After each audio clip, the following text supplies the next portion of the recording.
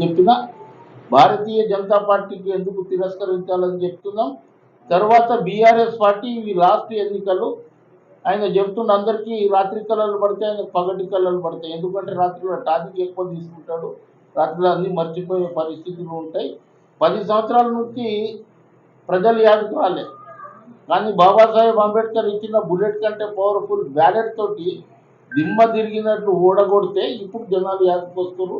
అందు గురించే ప్రగతి కావాలంటే, ప్రజలు సుఖంగా ఉండాలంటే, మీ రిజర్వేషన్ రావాలంటే, మీకు ఉద్యోగాలు కావాలంటే, మీ ఎడ్యుకేషన్ బాగుపడాలంటే, ఇవాళ ఎక్కడైతే నేను అక్కడ ఉన్నానో అప్పుడు 10 లక్షల రూపాయలు ఉంటే విదేశాలలో చదువుకోవడానికి ఎవరైనా ఎస్సీ ఎస్టీ బీసీలు పోతే 20 లక్షల రూపాయలు చేపించడం జరిగింది. గిరిజన మిత్రులకు, దళిత మిత్రులకు కాంగ్రెస్ పార్టీ మీకు అండగా ఉంటుంది.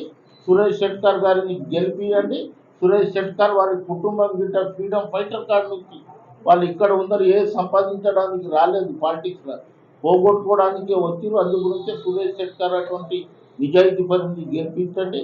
కాంగ్రెస్ పార్టీకి గెలిపించి వారి కుటుంబానికి ఆశీర్వదించండి ప్రార్థన చేస్తుంది.